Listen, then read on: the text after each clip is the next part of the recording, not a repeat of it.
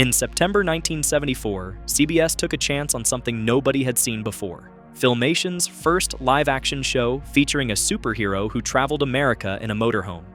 Here are 12 wild facts you didn't know about Shazam. Fact 12. It was Filmation's first live-action show. Before Shazam premiered in 1974, Filmation associates had built their reputation entirely on animated television shows. The studio had produced successful Saturday morning cartoons, including The New Adventures of Superman, The Archie Show, Fat Albert and the Cosby Kids, and Star Trek, the animated series. Founded in 1963 by Lou Scheimer, Hal Sutherland, and Norm Prescott, Filmation had become a significant provider of Saturday morning programming for the major networks. When CBS approached them about creating a Shazam series, network executive Fred Silverman specifically requested that they make it live action instead of animated. Filmation had actually prepared an animated presentation for Shazam and shown it to NBC, ABC, and CBS. Silverman at CBS liked the concept but asked Scheimer to do the show in live action instead. This created a major challenge for the studio, which had no experience producing live-action programming. Filmation had to convert 10,000 square feet of their facilities into live-action studio space just to accommodate the production. The gamble paid off. Shazam became a hit and opened the door for Filmation to produce 5 more live-action series over the following years, including The Secrets of Isis, The Ghostbusters, Arc 2, Jason of Star Command, and Space Academy. The success of Shazam proved that Filmation could compete outside the animation world, though they would eventually return to their animated roots where they felt most comfortable. They even produced an animated Shazam cartoon series in 1981, bringing the character full circle back to the medium where Filmation had originally intended to present him. Fact 11. The budget was only $70,000 per episode. Each episode of Shazam was produced on a shoestring budget of approximately $70,000. To put that in perspective, even in 1974, that was an extremely modest amount of money for a live-action television production. The limited budget shaped every aspect of the show's production. There were no standing sets beyond the interior of the motorhome. Every episode was shot entirely on location within an hour or an hour and a half from the Filmation studio in the Los Angeles area. Producer Lou Scheimer later explained their strategy. They came up with the idea of Billy Batson and Mentor traveling around in a motorhome specifically because it meant they didn't have to build expensive studio sets. The traveling format allowed them to shoot everything outdoors in local neighborhoods, parks, junkyards, grocery stores, and other readily available locations. According to Michael Gray, who played Billy Batson, the crew completed an entire episode in just 2.5 days of filming. That breakneck production schedule helped keep costs down, but also meant there was little room for elaborate special effects or complex storytelling. The $70,000 budget also explains why there were no supervillains on the show. Creating costumes and effects for comic book villains would have been far too expensive. Instead, Captain Marvel dealt with more mundane problems like car thieves, runaway kids, and various social issues that required nothing more than good acting and basic production values. The show's visual effects consisted mainly of simple flying sequences, using techniques similar to those employed 20 years earlier on The Adventures of Superman with George Reeves. Jackson Bostwick and later John Davey were strapped to boards attached to trucks and filmed from the torso up to create the illusion of flying close to ground level. Sometimes viewers could spot the red support ropes helping to hold them in position.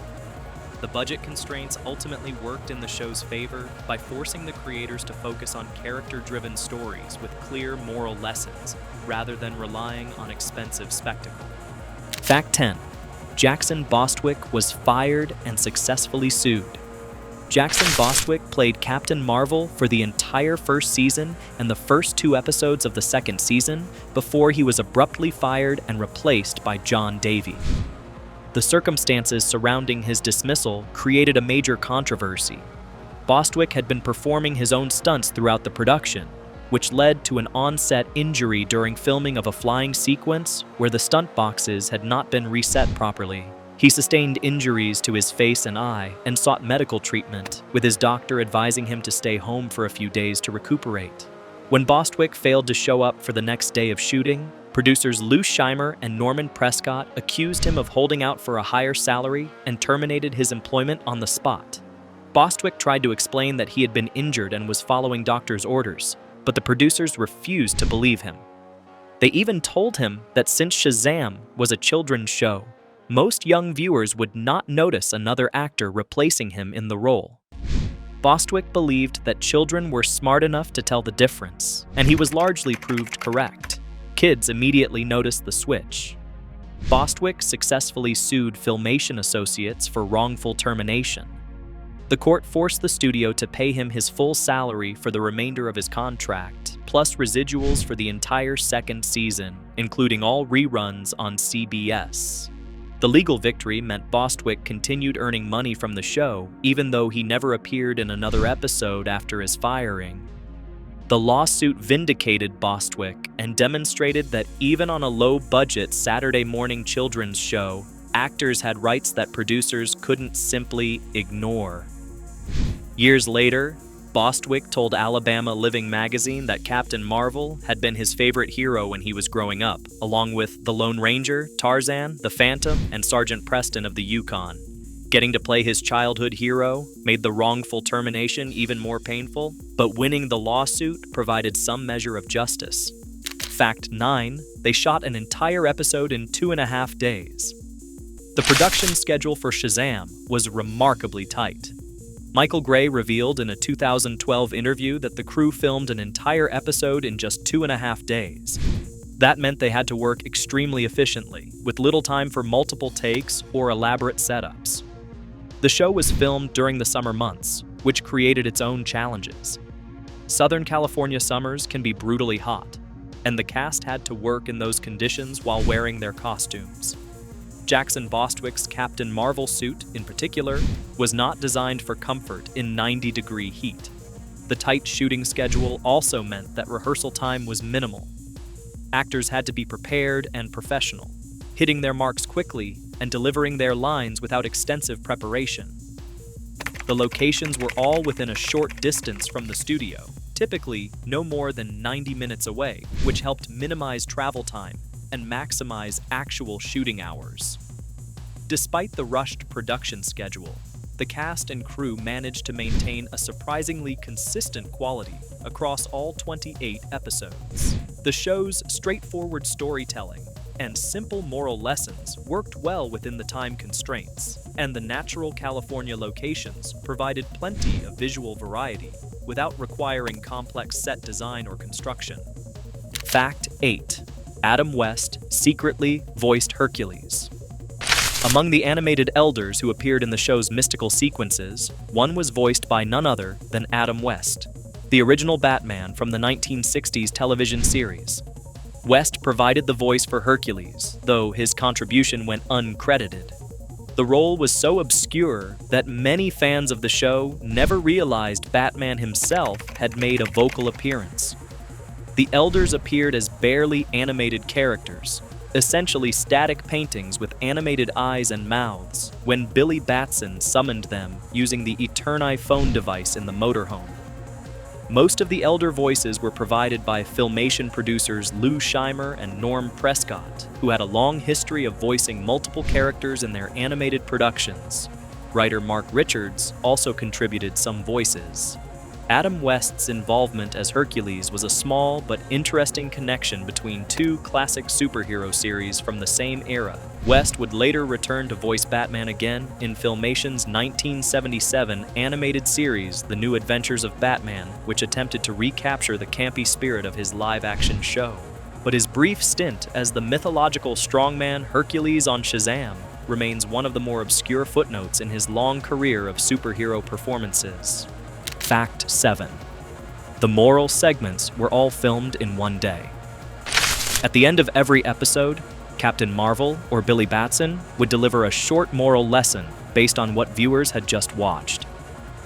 These segments, called moral tags, became a signature element of the show and reflected the educational mandate that CBS placed on Saturday morning programming during the 1970s.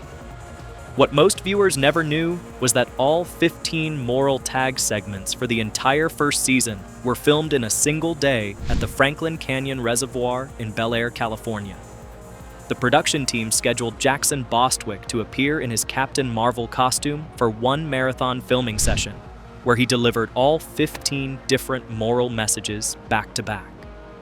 The location provided a neutral outdoor background that could work for any episode, regardless of what had happened in the main story. This efficient approach saved both time and money, allowing the production to complete a major component of the series in one concentrated effort. In the second season, the format changed slightly, with Michael Gray as Billy Batson delivering some of the moral messages instead. Baseball great Maury Wills even appeared in one episode of Season 3 to help deliver a moral about sportsmanship. John Davey took over moral tag duties for most of the third season episodes after he replaced Bostwick as Captain Marvel.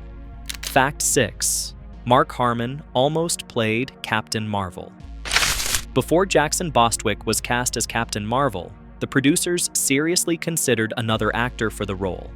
Mark Harmon, who would go on to become famous for playing Leroy Jethro Gibbs on NCIS. Harmon was among the final candidates being considered for the part during Season 1 pre-production. In an interview with Back Issue Magazine issue 30, Jackson Bostwick confirmed that Harmon had been in the running for the role. Ultimately, the producers chose Bostwick, whose background in martial arts and stunt work made him an ideal choice for a physically demanding superhero role. Bostwick had trained in Jeet Kune Do and Wing Chun Kung Fu, which gave him the athletic ability to perform many of his own stunts convincingly. His father was a neurosurgeon in Montgomery, Alabama, and Bostwick himself had studied pre-medicine at the University of Alabama before pursuing theater, and eventually earning a Master of Fine Arts degree from the University of Southern California. Mark Harmon's career took a different path, and he became one of television's most enduring stars through shows like Saint Elsewhere, Chicago Hope, and eventually NCIS, where he played the lead role for nearly 2 decades. One can only imagine how different both Harmon's career and the Shazam series might have been if he had landed the role of Captain Marvel. Fact 5. John Davey didn't want the job at first. When Jackson Bostwick was fired and the producers needed a replacement immediately, they turned to John Davey. Interestingly, Davey initially had serious reservations about taking the role. When first offered the job, he believed it would be something similar to hosting a children's show in the vein of Mr. Rogers' Neighborhood or Captain Kangaroo, essentially a friendly adult talking to kids rather than playing an action hero. Davey had to be convinced that the role involved actual dramatic acting and superhero action sequences. Once he understood what the job entailed, he accepted, but stepping into Jackson Bostwick's boots presented a significant challenge. Davey had the unenviable task of replacing an actor who had already established the character in the minds of young viewers. The switch was jarring for fans who had spent an entire season watching Bostwick, and Davey faced inevitable comparisons. To his credit, Davey brought his own interpretation to the role, lending rugged good looks and a slightly different presence to the world's mightiest mortal. He successfully carried the show through the remainder of Season 2 and all of Season 3, proving that he could handle the physical demands and the weekly production schedule. Davey went on to appear in numerous other television shows and specials after Shazam ended its run. Fact 4. It was paired with The Secrets of Isis, the success of Shazam. During its first season, encouraged Filmation and CBS to expand their superhero programming. In 1975, as Shazam moved into its second season, CBS paired it with a companion series called The Secrets of Isis. The hour-long block became known as the Shazam/Isis Hour. The Secrets of Isis starred Joanna Cameron as Andrea Thomas, a schoolteacher who could transform into the goddess Isis when she needed to help people. The show made history as the first superhero television series with a female lead character. Cameron, who who had worked as a fashion model for Vogue in the 70s, brought elegance and strength to the role in what would be her first and only Saturday morning series. The two shows existed in the same universe and featured crossover episodes where the characters would appear together. Captain Marvel appeared in 3 episodes of Isis, and Isis appeared in 3 episodes of Shazam. These crossovers delighted young viewers and created a sense of continuity between the two programs. The partnership between the shows had an unexpected impact on comic book continuity as well. DC Comics, which published the Shazam comic book, decided to incorporate Isis into their official universe. To tie into the television program, DC altered the direction of their comic beginning with issue 25, which introduced Isis into the DC universe. The character later appeared in the weekly comic series 52 as the wife of Black Adam, creating a permanent connection between the television show and DC Comics canon. The pairing of Shazam and Isis demonstrated that Saturday morning superhero shows could work together to create a larger narrative universe, a concept that would become much more common in later decades, with shared universes becoming a dominant force in entertainment. Fact 3. The Elders replaced the wizard Shazam. In the original Captain Marvel comic books, Billy Batson received his powers from the ancient wizard Shazam, who lived on the Rock of Eternity. The wizard granted Billy the ability to transform by speaking his name, which was an acronym representing the 6 legendary figures who powered him: Solomon, Hercules, Atlas, Zeus, Achilles, and Mercury. The television series made a significant change to this origin story. Instead of the wizard Shazam appearing in the show, the 6 legendary figures themselves, collectively called the Elders, appeared directly to Billy Batson as barely animated characters. The Elders would contact Billy through a device called the Eterniphone, which was installed in the motorhome. The Eterniphone consisted of a simple metal bowl with blinking lights that allowed the Elders to signal Billy. When summoned, Billy would wave his hand across the device and recite an incantation: "O Elders, fleet and strong and wise, appear before my seeking eyes." The Elders would then appear in an animated sequence, giving Billy cryptic warnings about problems he would soon encounter and vague advice about the moral principles he should apply to solve them. This change was primarily budget-driven. Creating animated sequences of the Elders was far cheaper than creating a live-action wizard character with all the mystical effects that would require. The concept proved popular enough that comic book editor E. Nelson Bridwell later incorporated it into the DC Comics series, even coining the term Eterniphone in issue 26. Fact 2. Captain Marvel rarely transformed back to Billy.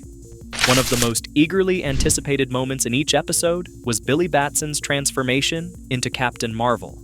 The transformation sequence became so iconic that it appeared in the opening credits of every episode. However, fans who hoped to see Captain Marvel transform back into Billy Batson were usually disappointed. The reverse transformation was an extremely rare occurrence on the show. It only happened 4 times across the entire 28-episode run. 3 times with Jackson Bostwick, and once with John Davey in his very first episode as Captain Marvel. The scarcity of reverse transformations likely came down to practical production considerations. Each transformation required careful filming, special effects work, and additional costume changes for the actors. Since most episodes ended with Captain Marvel saving the day, and then delivering the moral message while still in costume, there was simply no narrative reason to show him changing back. Young viewers noticed this omission and found it frustrating.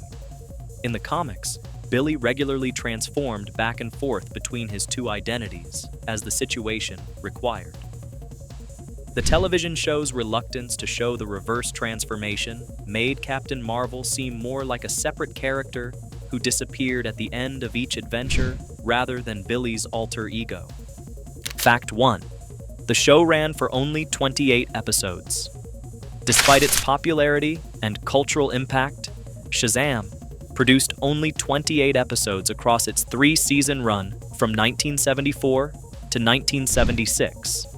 The first season contained 15 episodes, while the second season had only 7 episodes. The third and final season was even shorter with just 6 episodes. After its original network run ended in 1976, CBS brought the show back for reruns from January 5th through August 30th, 1980, introducing it to a new generation of Saturday morning viewers. The show then appeared sporadically on various cable channels over the decades. Nickelodeon and its sister network TV Land showed episodes during the 2000s as part of their vintage programming blocks. In 2012, Warner Archive released the complete series on DVD through their burn-on-demand service, and they later released an HD Blu-ray set in 2019. The show became available for streaming on the DC Universe platform and later on Tubi. The relatively small number of episodes meant that CBS relied heavily on reruns to fill their Saturday morning schedule. The final 2 seasons were designed to work as complete year-long curricula that could be repeated, similar to the approach the Electric Company had used on PBS. This allowed the network to continue airing Shazam content without producing expensive new episodes. The 28 episodes that were made became beloved classics for an entire generation of children who grew up watching Saturday morning television in the 1970s. If you enjoyed learning these wild facts about Shazam, make sure to hit that like button and subscribe to the channel for more deep dives into your favorite classic television shows from the 70s. Thanks for watching, and we'll see you in the next video.